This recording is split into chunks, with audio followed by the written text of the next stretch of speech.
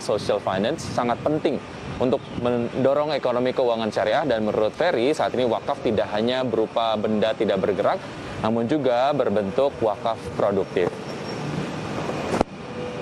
Ya, suatu skema pengelolaan wakaf dari metode usaha-usaha produktif sehingga mampu menghasilkan surplus yang berkelanjutan. Wakaf juga dapat berupa benda bergerak seperti uang dan logam mulia maupun benda yang tidak bergerak.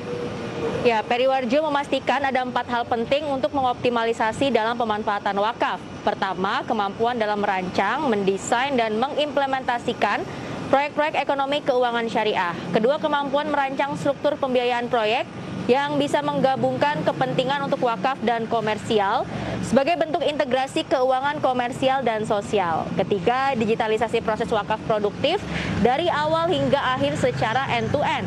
Dan yang keempat, pemanfaatan teknologi digital untuk memperkuat data dan juga informasi. Wakaf saat ini tidak hanya berupa benda tidak bergerak, namun juga dalam bentuk wakaf produktif. Suatu skema pengelolaan wakaf dari umat untuk usaha-usaha produktif hingga mampu menghasilkan surplus yang berkelanjutan. Wakaf dapat berupa benda bergerak seperti uang dan logam mulia, maupun benda tidak bergerak seperti tanah dan bangunan. Surplus wakaf produktif inilah yang menjadi sumber dana abadi bagi pembiayaan kebutuhan umat seperti pembiayaan pendidikan dan pelayanan kesehatan.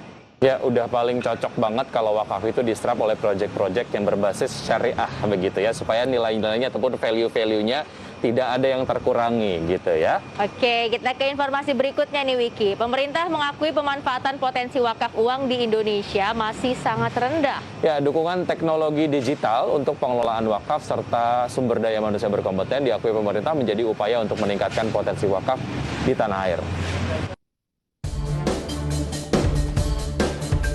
Pemerintah mengakui potensi wakaf uang Indonesia mencapai 180 triliun rupiah per tahun. Namun realisasi wakaf uang baru mencapai yang belum diproyeksikan. Menurut Wakil Presiden Ma'ruf Amin, setidaknya ada 3 cara yang dapat dilakukan agar potensi wakaf uang bisa tergali. Di antaranya ialah perlunya peningkatan literasi wakaf kepada masyarakat. Saat ini indeks literasi wakaf yang dirilis Kementerian Agama pada tahun 2020 menunjukkan literasi masyarakat Indonesia berada dalam kategori rendah. Ma'ruf Amin meyakini besar potensi wakaf ini bisa dimanfaatkan untuk kemaslahatan umat. Pemukiman, selain masjid-masjid.